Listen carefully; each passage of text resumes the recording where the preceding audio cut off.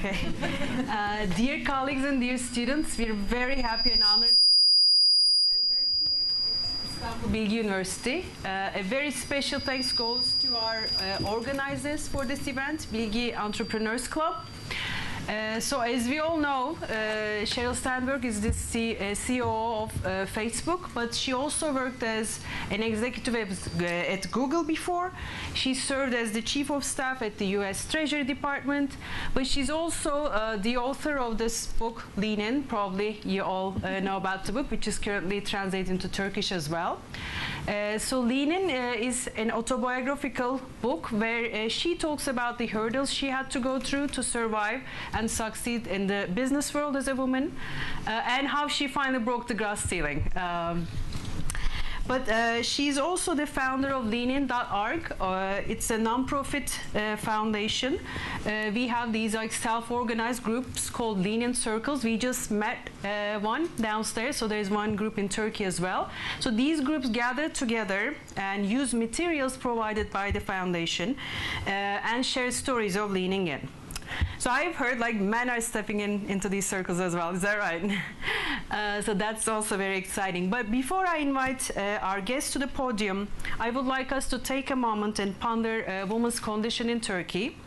So as in many parts of the world, Turkish women also lag behind Turkish men.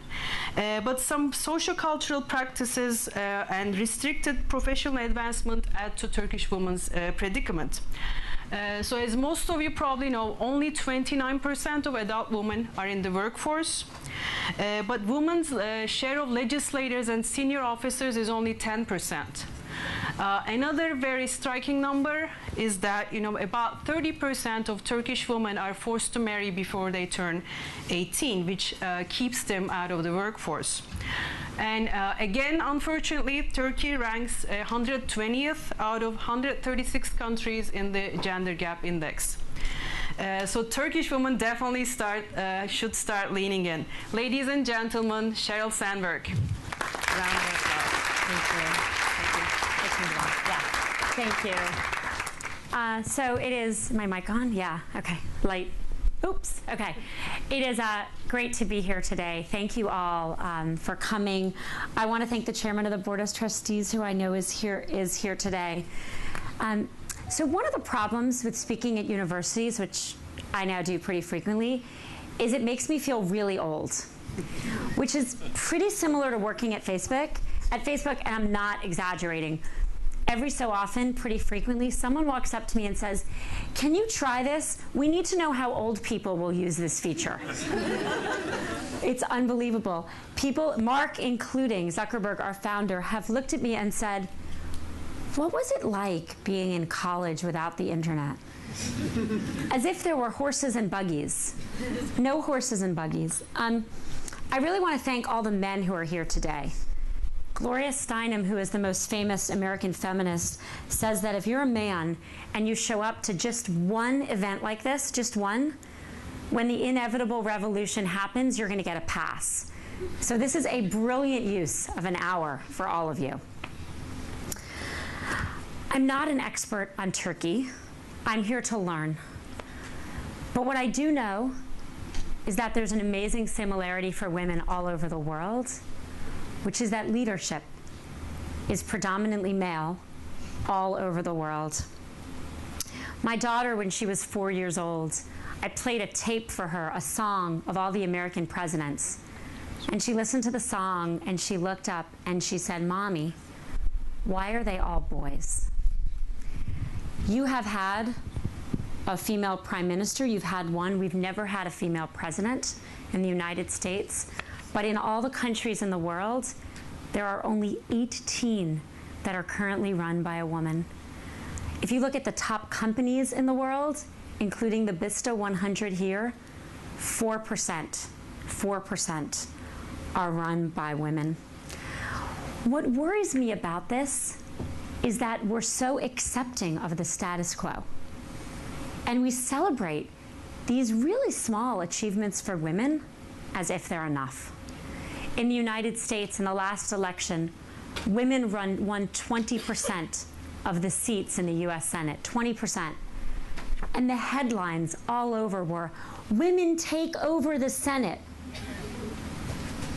50% of the population having 20% of the seats is not a takeover. What I want us all to understand is that this hurts all of us. This hurts our economic growth. Countries cannot grow as quickly without using the full talents of the population. If you look at what's happening in Turkey, and Turkey has been a phenomenal growth story, and you look to the future, with 28 or 29% of women in the workforce, Turkish growth will be impeded. Economic growth depends on the full talents of the workforce, and that is super important. Stability of any society. One of the great marks for stability and security in a society is its treatment of its women. Our companies, our nonprofits, our governmental agencies, if you can use the full talents of the population rather than just half, your company will be more successful. Your team will be more successful. Warren Buffett, who I think is very famous everywhere, yes, the great American investor, has said that one of the reasons he was so successful is because he was only competing with half the population. It's still the case that when we go to compete, we're using half the population, and that needs to change. The lean-in conversation, the conversation around women, is so important everywhere in the world, and a lot needs to change. Governments need to change, public policy needs to change, institutions need to change, but in addition, and really importantly, there are things individuals can do. So I'm going to focus today on three things that everyone here can be a part of, that all of us can change in our own lives and our own society. The first is that we need to address the stereotypes that hold everyone back. I've now been all over the world with Lean In and my book, and cultures are so different. There are such dramatic differences even within Turkey, from Istanbul to some of the eastern parts of the country. Then you compare the culture to the United States, to China, to Korea, to France, all over the world. Such differences in our cultures, except for one thing: gender. Our stereotypes on men and women are exactly the same everywhere in the world. Exactly. Everywhere we think men should lead, men should have voice, men should make decisions. Everywhere we think girls should speak when spoken to, be invited to the table, not sit there, give to others, do the work in the family. We call our little girls bossy. We don't call boys bossy because when a boy leads, it's expected. When we grow up, we call women too aggressive. Yesterday, I gave a speech in Istanbul to about 200-300 business leaders, and I asked a question I've asked every audience I've spoken to. I said, if you're a man, please raise your hand, and we'll do it here for some of the, you have to be in the workforce. It's not really a college question, but if you're a man, please raise your hand if you've ever been told you're too aggressive at work. One hand went up. One. If you're a woman, please raise your hand if you've ever been told you're too aggressive at work. And all the women's hands went up. That's true all over the world.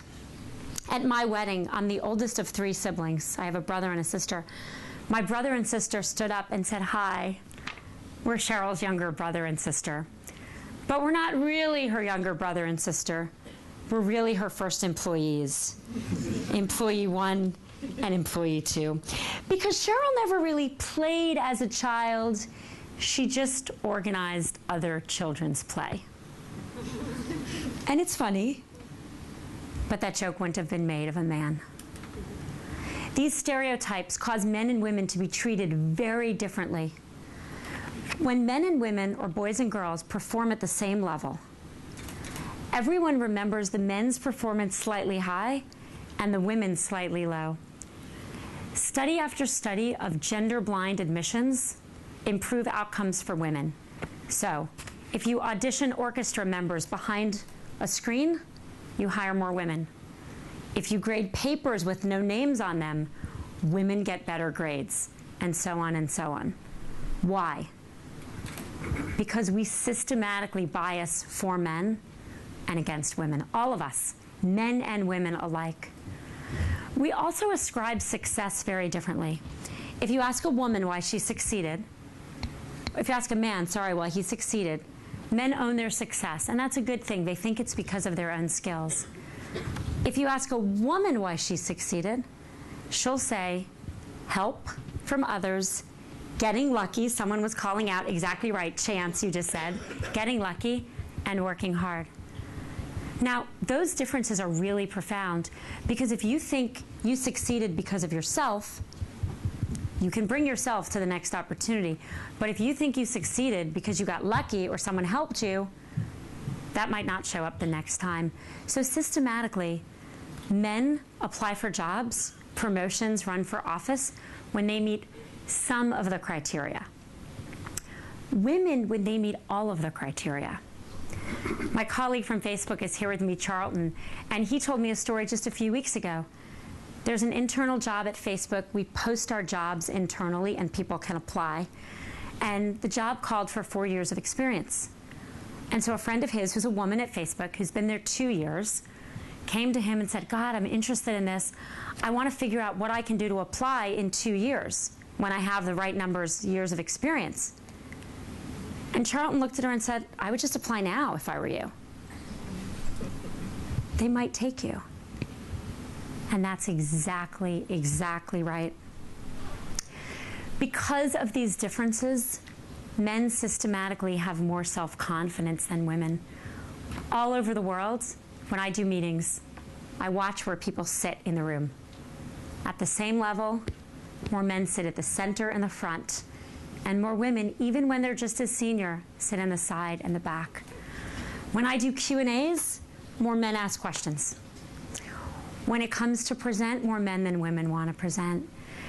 And what I share in my book is that when I talk about the differences in self-confidence, I'm not just talking about other people, I'm talking about me. So I spent an entire year of my life writing a book telling women to have more self-confidence, among other things. I turned in the book, and when the book was all done, I went to a meeting at Facebook. And there had been a project that for many years, this man, Jay Parikh, and I, we both wanted to do the project, and no one agreed with us. And then over the last couple months before the meeting, everyone decided we were going to do the project. So I talk in my book about bringing your whole self to work. So I'm pretty honest and emotional. So I started out by saying, I am so grateful we're here. Because for all these years, I wanted to do the project, and no one else did. Jay looks up. He says, I knew Sheryl and I were right, and you'd all come around eventually. So later that night, I'm Facebook messaging with Jay. Jay, can I use that story on my book tour? Sure. Jay, can I use your name in that story on my book tour? Absolutely. He's a really nice guy, so I said, Jay, don't worry. I'm not going to make you look egotistical. He said, why would I worry about that? I would never have believed any of those things for myself. The other thing that's happening to women, and it's really important for men and women to understand this, is that women are disliked for success. Everywhere in the world, as men get more successful and powerful, they are liked better because it feeds into our stereotypes. They're supposed to be successful and powerful. Everywhere in the world, as women get more successful and powerful, they are liked less. And this holds us back. There's a woman named Rachel Thomas. She's president of my foundation, the Lean In Foundation. And when she was thinking about taking the job, she talked to her daughter, who was 5 at the time, and she said, Haley, what if I told you that as I do better at work, as Daddy does better at work, more people like him. But when Mommy does better at work, fewer people like me. What would you say? And she thought her daughter would say, that's really unfair. But that's not what her daughter said. Her daughter said, oh, well then I would do less well at work, so more people will like me. There's a famous study done at Columbia University about a woman named Heidi Roizen. It's a Harvard Business School case study about a woman who's a very successful operator who leverages that to become a successful venture capitalist. Some professors at Columbia took the study and they changed it to Howard Roizen. And they gave the study out to men and women in the class. And then they surveyed people to see how they felt about Howard and Heidi. So it turned out Howard's a great guy. Everyone wants to work with him. You want to work for him, with him. Heidi, she's a little out for herself. She's a little political. You're not sure you actually want to work with her. The good news about these stereotypes is we can change them. We can change them today. Today. Every single person sitting in this room can understand this and change how you experience this. There's a man who works for me at Facebook. He started the conversation by saying, I haven't read your book, which is a curious way to start a conversation with one's boss, right? In case you're wondering, he's still employed at Facebook in the same job. And he said, but I have listened to all the things you've said. And so he got feedback that a woman who works for him was too aggressive. And rather than write too aggressive in her performance review, he went back to the people who gave the feedback, men and women, and he said, can I ask you, what did she do that was too aggressive, specifically? And they answered. And he said, if a man had done those same things, would you have thought he was too aggressive? And to a person, they said no. The next time, and it could happen tomorrow, you hear a little girl called bossy, walk up to the person that says it, big smile on your face, and say, that little girl's not bossy. That little girl has executive leadership skills. Second thing we can do, we can ensure equal and fair treatment for women. How women are treated in society is the hallmark of stability. The more stable a country is, the better women are treated. The better women are treated, the more stable a country is. You cannot separate women's rights and human rights. Turkey has been a historical leader in women's rights. Under Ataturk, women got the right to vote in 1934 before France, before Switzerland, before Japan, and other countries. The question Turkey faces right now, and it is particularly important right now, as you all know better than I do, is what happens now. Do we work to ensure equal rights, equal protection? Do we make sure that women have control over their own lives, that women can control their own destiny? Those questions are so important for every society. Everywhere in the world, violence against women is a huge issue. Turkey passed a very important law 2 years ago, and now the opportunity is to enforce that law. More has to be done to protect women in this country. More has to be done to protect women in my country and everywhere in the world. Workforce participation here is plummeting for women. It was in the 40% just 2 decades ago. It's down to something like 28 to 29%. That's going to hold back the economy of Turkey. And like everywhere, providing full access to girls and women for education is so important. Turkey is graduating between 46 to 48% of its women, of its classes in college, are women, and those numbers are going up. That number should be 50% because it's 50% of the population. I think often people think that these challenges are only in one country or another, but they're not. These experiences are universal. And I don't have to tell you how important Turkey is. Turkey has 3 feet in Europe, a little bit of a foot in Asia. What happens with Turkey is not just a major driver of the economy for all of Europe, but it's a major example for so much of the rest of the world, including the part of the world that's Muslim. This really matters, and your leadership will really matter here. Third thing we can do, and get ready for this, we can achieve more balance in our homes. My friend Peggy has a 5-year-old daughter, and her daughter came home from school and said, Mommy, I have a problem. She said, what's the problem? She said, I want to be an astronaut. This is before, like, the United States kind of canceled that program, so that wasn't the problem. She said, well, what's the problem? That's great. And the daughter said, well, the boy I like, he wants to be an astronaut too. And she said, okay. And the 5-year-old girl said, but we can't both go into space. Someone has to watch our kids. I think that will have to be me. The thing about that little girl is she's right, because everywhere in the world, women do the majority of housework and childcare. In the United States, women do 30 to 40% more, even when both people work full-time. In Turkey, women do 3 times. 3 times. In Japan, women do 5 times. We can't get to equality in the workforce until we get to equality in the home. We can't get to equality in the workforce until we change the stereotypes we raise our kids with. My friend Demet Mutlu, I always mispronounce her name, who's the founder of Trendyol and a very successful Turkish businesswoman, talks about her childhood with me. She says when she was growing up, she had way better grades than her male cousins.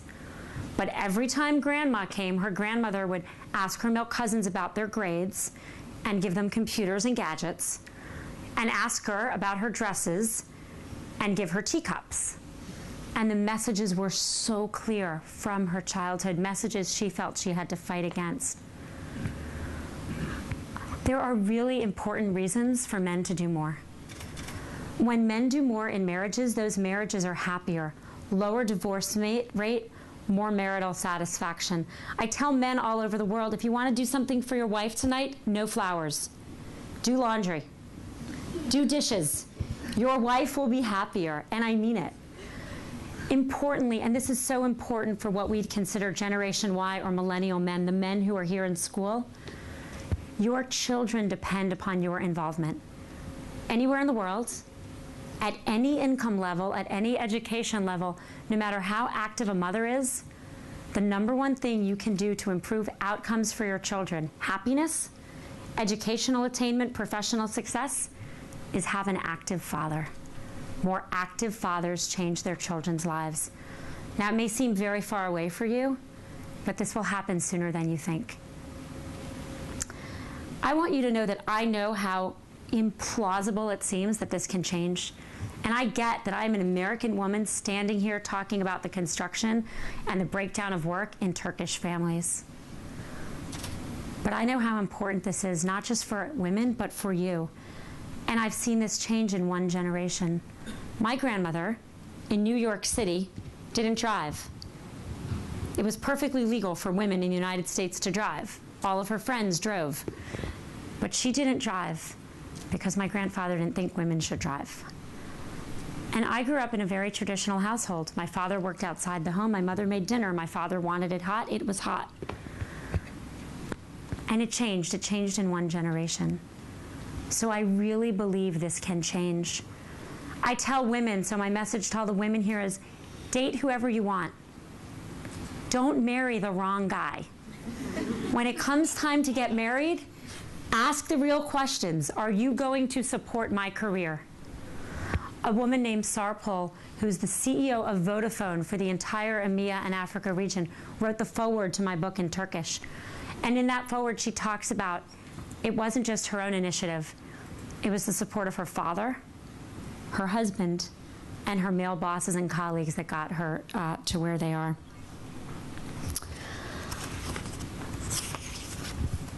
I really believe that we can do this. The Lean In conversation is happening all over the world. Along with the book, I started a foundation. I hope you come check us out, leanin.org, or you can find us on Facebook, not surprisingly. We're helping women and men form circles, and there are circles forming. We have them in 200 university campuses. I hope they'll form here. Groups of any group, 10 people, 12 people, men or women, who agree to come together once a month to support each other as they lean in for their own lives. I just had a chance to meet with some of the amazing women from Istanbul who are forming circles here.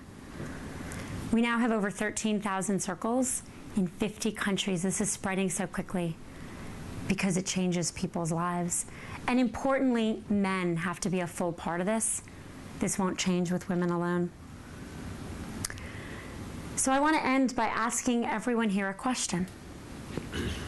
Because I want to ask you, how are you going to lean in? At Facebook, we have these red posters all over the world that are our culture. One of them says, move fast and break things. One of them says, fortune favors the bold. One of them says, done is better than perfect. And my favorite says, a very simple question. It says, what would you do if you weren't afraid? So for every woman here, take a minute and ask yourself that question. How are you going to lean into your own life, to your own goals? Without prohibition, without seeing the barriers, without seeing the constraints, how are you going to lean in? What would you do if you weren't afraid? Take a minute and think about it.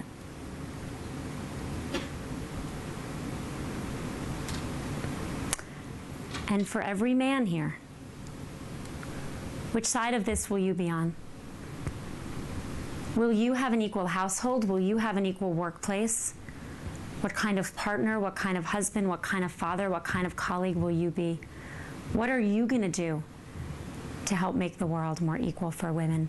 How are you going to lean in? Take a minute and think about it.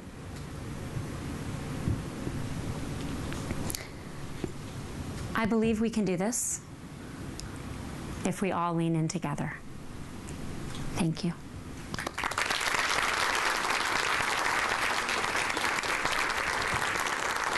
So I'll take questions. It can be on Facebook, it can be on business, it can be on Lean In, and also any comments anyone has, just love to hear them. Like, if you like, we can take the questions first, like the questions we took before, Yeah, because like those students are already here. Okay, well maybe they can ask them. Yeah, they'll ask them. Okay, Like I great. can just read their names and they Perfect. just ask it, and then That's like we great. can take other questions. That's great. So İrem Sorguç, Business Administration. So İrem had a question for you. Yeah. Hi, Sheryl. Firstly, thank you for coming in our university. We are excited to see you in here. My name is İrem Sorguç. This is second year in Business Administration program. And my question is about woman leader. If you were to count to the characteristics of a successful woman leader with 3 adjectives, what would they be and why? I think the 3 characteristics of a successful woman leader. 1 is self-confidence, believing you can do things.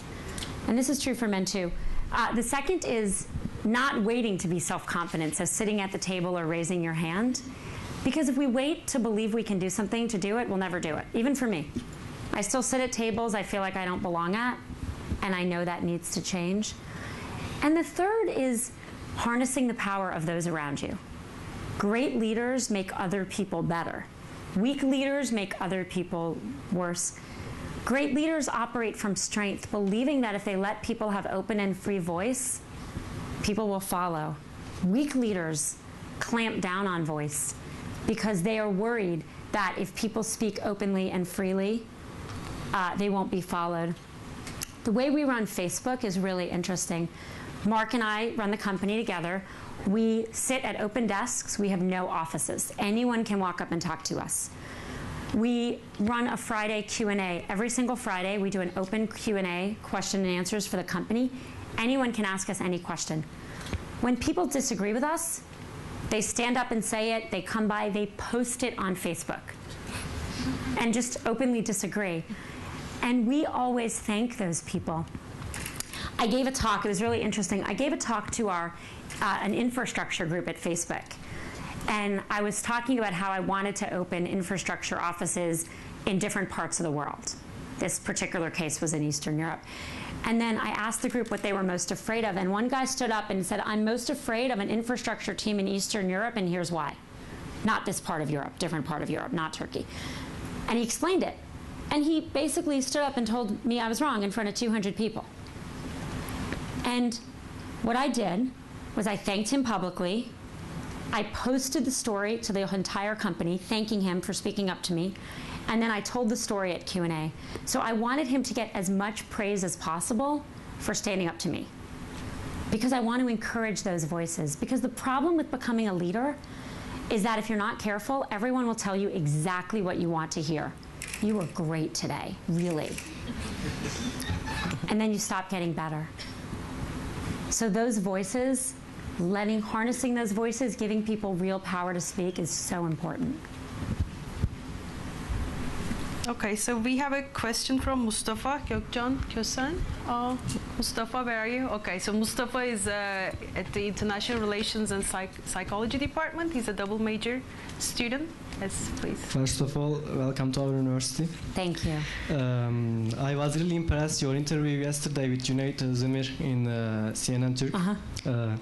And I wanna talk about something like, as you know, that we are living in a patriarchal society, you know, and this patriarchal society has really disadvantages to women, such as like history it's itself a patriarchal word. Why it's not her story, you know? And you are unordinary people for doing that, something like the CEO of the Facebook, you know. And I want to ask that, do you recall any bitter experience in your workplace? If so, how did you react that? And how was your psychology influenced that reaction, you know? Thank you very much. Yeah, so my book is filled with those stories. There are many. There was one recently. I went to a dinner, very senior dinner, so 10 people, very senior guest of honor, 2 women, myself and one other, and the man who was the guest of honor, he spoke the entire time. And so in order for anyone else to say anything, you kind of had to interrupt. And so one by one, all the men kind of interrupted, and then I did the same thing. He listened to them, but when it was me, and this is me as Facebook COO, he literally put his hand like this close to my face. He didn't touch me, but it was close. Let me finish. And then another couple of men interrupted, he let them, and then the other woman interrupted, and he put his hand like this. Let me finish. You people shouldn't interrupt. And I really felt bad. I mean, I was really upset. I called Mark. I was like, this is so upsetting. And it made me feel like I didn't belong at that dinner. And then I thought about it, and I was like, wait a second. I'm not the problem. He's the problem. And as women, that happens to us pretty frequently. Women get interrupted more than men. Men get promoted over us. And the question is, are we going to internalize that as our weakness, or are we going to understand that someone else's? Okay, so we have Erhan. There is Erhan Öker. Yeah, he's again a business administration and economics student, right? Yeah, please. Hi, my name is Erhan Öker. I'm at second class in this university. And thank you. I would say welcome our university. And my question is about you, especially what kind of a family and environment were you raised in? Do you think that environment plays a considerable role in who you are now? Do I think what plays a considerable role? What's the word? Role in who you are now. What? I'm sorry. Do you think that what plays a considerable role? In who you are now. The family. Family. Yeah, family. Yeah. Sorry, I missed it. Yeah, of course. Of course. I mean, you look at the women who succeed, they have fathers who tell them they can. You look at the women who don't, they have fathers. The role fathers play and mothers play is just hugely important across the board. And we have İrem Topçuoğlu, Media Communication Systems student. She's our student, yeah, our department, yeah. Please, İrem. Hello again. You are working in an important position in one of the most important and successful companies in the world.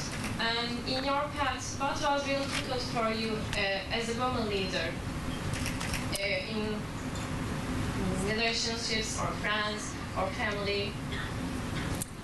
So one of the things that women face that men don't face is the assumption that we can't, quote, do it all. No one ever asks men if they can do it all. Everyone assumes men can have families and careers, but with women, we're always asked that. I asked this question yesterday to the speech I gave to men in the workforce. I'll do it again here, using you as the experiment. If you're a man who works, raise your hand if anyone's ever said to you, should you be working? Should you be working? I've never gotten a hand, right? If you're a woman who's working, raise your hand if anyone's ever said to you, should you be working? Should you be working? happens all of the time. We have these assumptions that men can do both and women can't, and a lot of women need to work. And our economies are stronger when women work. And so facing that assumption and saying to yourself, I can, is so important. I was just with some amazing women, some of whom are still here, who are forming an Istanbul Lean-In Circle, talking to them about their lives, and those questions come up all the time. Some of their parents think they should get married already, right? My parents did too. It led to my first divorce, hopefully my only divorce. But I got married way too young. I was 24, it didn't work for me. You know, some of them have, you know, husbands who think they should or shouldn't complete their degrees. I mean, we all face these issues, and believing that we can make our own destiny and fulfill our own dreams is so important. Okay, so Elçin Önüç, yeah, please. Hi, Sheryl. My question was originally business related, but I think this is more crucial. How do you find your vision about women in career relates to those women who are struggling with their basic rights in the third world countries? So the universal experience of women is really compelling. And I think all of these things are connected. I believe that if more women ran countries, more women would have basic rights. There has never been a country that has a woman leader that denies women the right to drive or the right to vote. It's not possible. I believe that if we treat women as the fully equal and powerful citizens they are, they will have equal rights. It's been interesting to see Lean-In circles form, because they haven't just formed in the cities of Beijing and Istanbul and New York. They've formed in Africa, in some rural areas. They've formed in places you wouldn't expect it, because that universal desire for full protection under the law, for equal rights, exists everywhere. Okay, I think now we can open the floor for other questions. And you can ask about anything. Yeah. Yeah.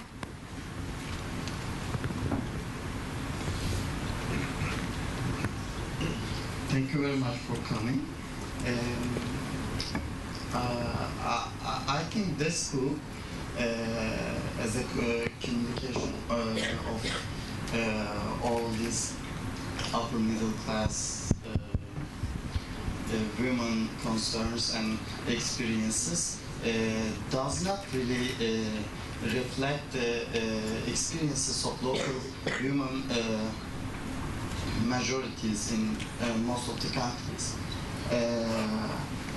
Maybe I'm not right in this sense, but do you think that your experiences as a person who is leading these one of the most popular websites in the world resonate or give voice to those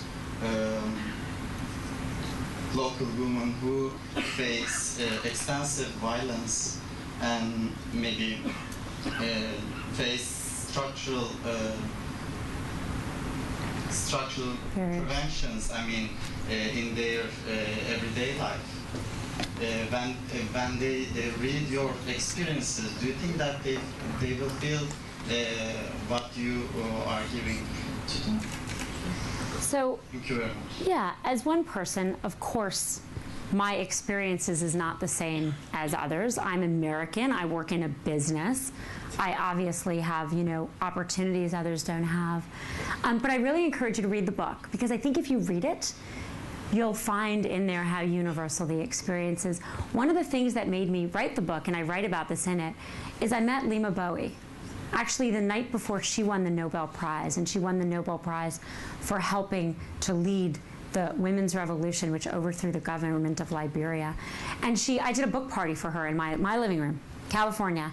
And she was asked by these, you know, middle-class American women, you know, leading American businesswomen who have a lot of resources, what can we do to help women who are struggling in the fields of Liberia? And I expected Lima to say, you should give money, you should go protest at the UN, but that's not what she said. She said, more women in power. She said, more women in power in your Senate, in your government, more women in power in your businesses.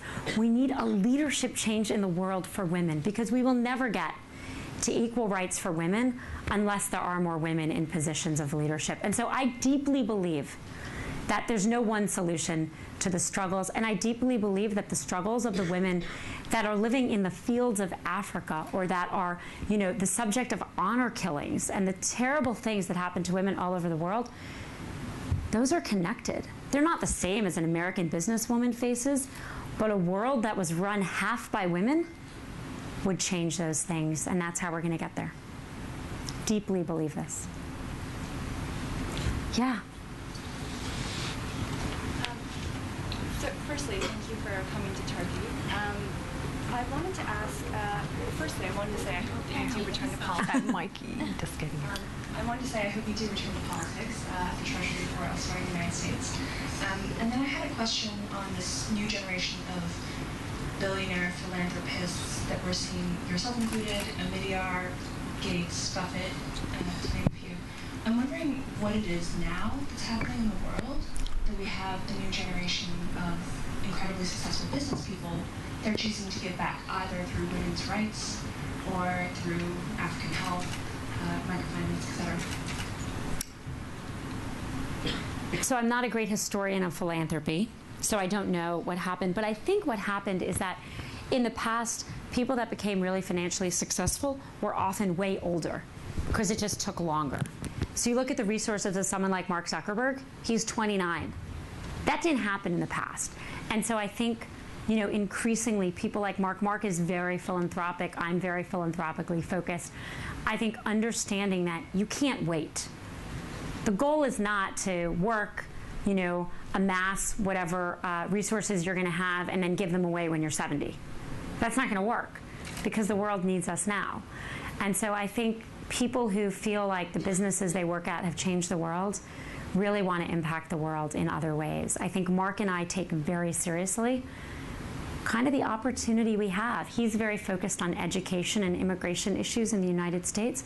I'm very focused on women all around the world, but we recognize that we have a really unique opportunity and we don't want to let decades pass before we use it. So we do both.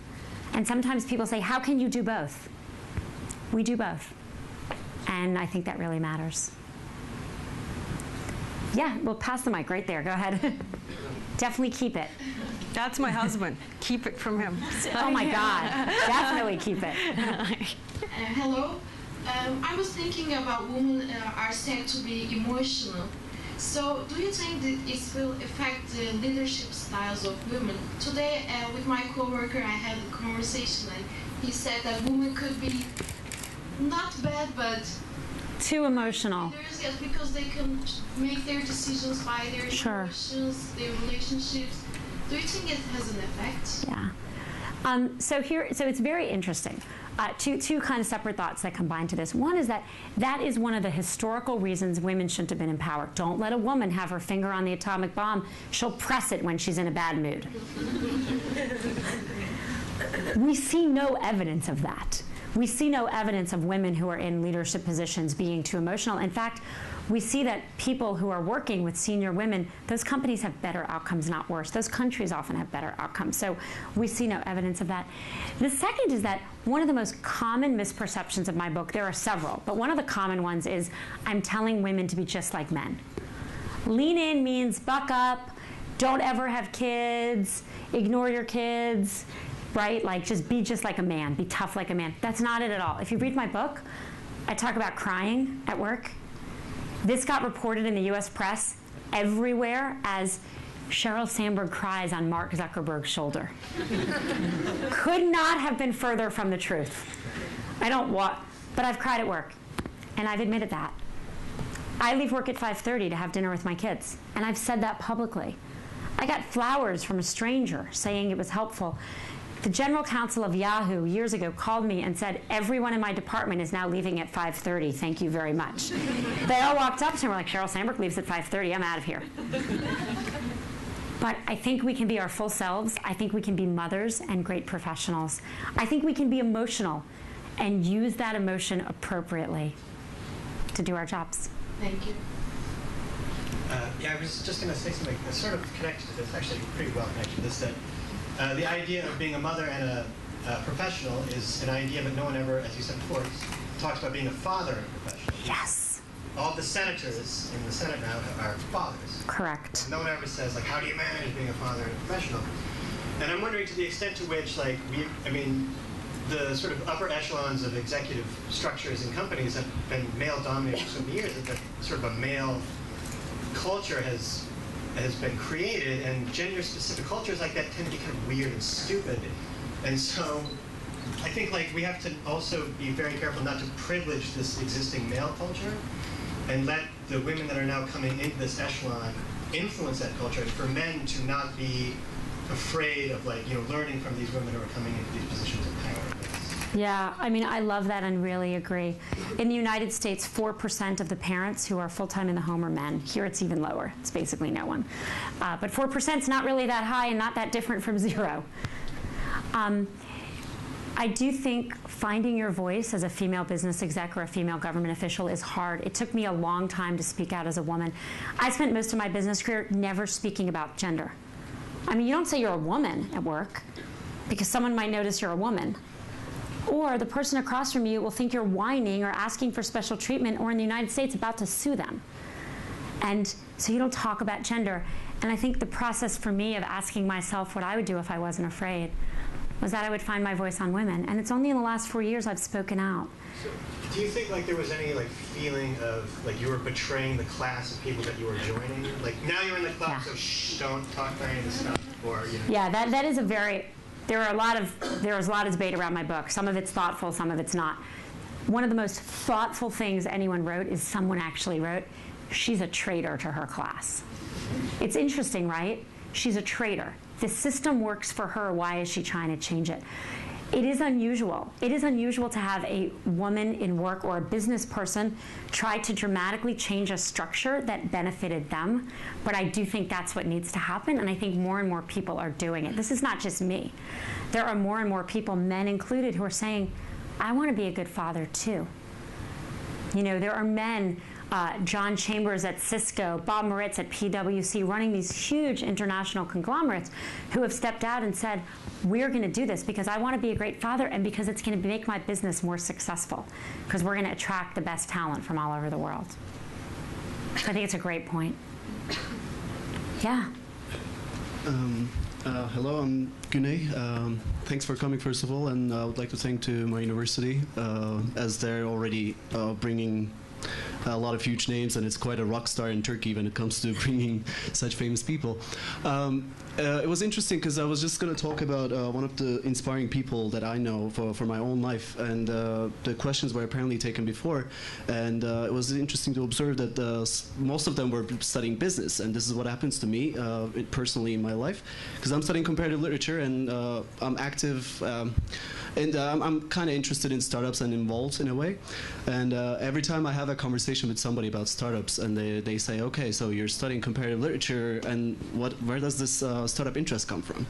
And then until 2 years ago, which was the time when I heard about Jessica Livingston, the founder of Y Combinator, I literally had no answer, like concrete answer. I was like, well, it's just an interest, and then I figured that she actually had studied English in her youth, and then now she's a quite successful woman and one of the inspiring people. So now I have an answer to give to everybody, which is good, and she's one of the role models in my life. Well, first, I would like to go to that Turkish language issue. That like we gave women the right to vote and to be elected as well, like one of the first countries. And also one thing you didn't mention, which is I think more important, is that we don't have he or she in our language, which is one of the rare languages, including Hungarian and Finnish, as far as I know. But when it comes to sexism and like the gender issues, for instance, countries like Sweden and Norway, they're far ahead than the rest of the world. But there's a sociological background that makes it easier. I mean, I know the history. Vikings, of course, again were men leading, but then again, women were as initiative takers, and you can even watch that from this series. But when it comes to Turkey, what do you think would be an indicator, like game changer when it comes to sexism and gender issues? I mean, my answer would be, of course, people like you, especially if they happen to visit Turkey more often, or like countries like Turkey, who have struggles regarding this, that would be better. But I don't see in short term how we can fix this apart from like more constructive solutions than you yourself existing here right now. And second question is regarding Facebook. Since 2011, I've been hearing that the young people are actually going away from Facebook. And I've even heard a number of 11 million people basically freezing their accounts, if that's not wrong. Probably not wrong, right? Yeah, okay, good to verify that here. I think it was on TechCrunch. What do you think is the reason for this? Because you mentioned this one question that they asked you. Yeah, I'll take the second first, just because it's recent. So if you look at the growth for Facebook, we're continuing to grow all over the world, and we're continuing to grow in all the demographics. Turkey is actually a really exciting country for us. 91% of the people on the internet in Turkey use Facebook, and 60% of those come back every day. Our average usage around the world is 20%. We get 20% of people's digital time, which is enormous, a lot. We're bigger than the next 10 or 7 combined. In Turkey, we get 25%, so we get a huge amount. I think as social media is exploding and there are new products, there's Twitter, there's Snapchat, there are all these other things, people talk about how, oh, people aren't using Facebook anymore, but it's not true. Our numbers continue to grow. Turkey, again, is particularly exciting for us because we're really heavily penetrated, but only 49% of the country is on the internet. And your internet numbers and your smartphone numbers are exploding. And all of those people join, and they join Facebook immediately. So there's a lot of growth, and that's really exciting. To your second question, I want to dispel one myth, which is, let's talk about Norway for a minute. People often think that gender issues are different in countries, and they are, or different in industries, and they are. Norway is probably the most advanced country in the world when it comes to legal protections for women. They have 40% quotas for their boards. They have 40% quotas for their parliament. Do you know how many women run their big companies? 3.4%, less than Turkey. So, I think that should show you that whatever's possible there is possible here. In many ways, you're ahead. And so, to the answer of what to do, I think this is individual action. As individuals, we can wait for the system to change, or we can take action. This is about every woman that gets hired as a professor in this university. This is about every girl or woman that graduates from this university. This is about how you treat your colleagues when you join the workforce. And this is about how you treat your wife or partner when you have one. And that's how this changes. It changes person by person, stereotype by stereotype, opportunity by opportunity. Well, I think we can just take one more question. One more? Sheryl. Yeah, well, we're going to take hers because she raised her hand last time. Is that okay? Hi, Sheryl. I want to ask, I remember you said the story in TED Talk about your kid while you're living for the talk. I want to ask you how it changed right now. How do they support you with the trips, book, and talks? So I have an 8-year-old son and a 6-year-old daughter. And traveling as much as I do is hard.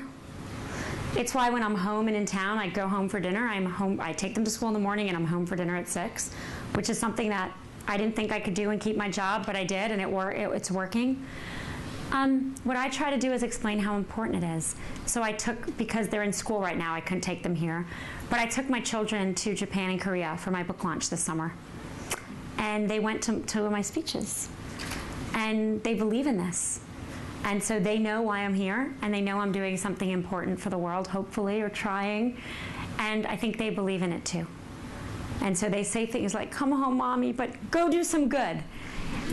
And I want them to see that example. There's a lot of studies in the United States and around the world about what happens to children when mothers work full time. And I think as mothers, I write about this in my book, we feel guilty. There's no data to suggest that children are harmed. In fact, there's some strong data to say that daughters are better off if they have a mother working because they see the example. And so I think really the problem is not with my children, the problem is with me. And do I limit myself, or do I believe that I can be a good mother and a good professional? Thank you. Yeah, I think that will be it. Thank you. Thank you guys so much. Thank you. I really appreciate we'll all start leaning in and we'll start Exactly. leaving work at 5:30. So. Correct. And we have a small gift for you. Oh, thank you. Yeah. So this is a vase. Like Oh my God. Yeah, it's very heavy. So let's just. Oh, it's gorgeous. So it's because our university is located in Haliç, the Golden Horn. So this is a Golden Horn vase to remember us by.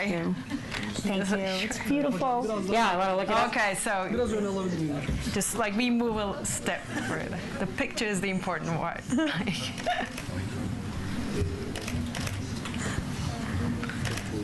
Thank you so much. Thank It's you. Thank beautiful. you again. I don't want to break it. Thank you. Thank you so much. Thank you. It's just great. So.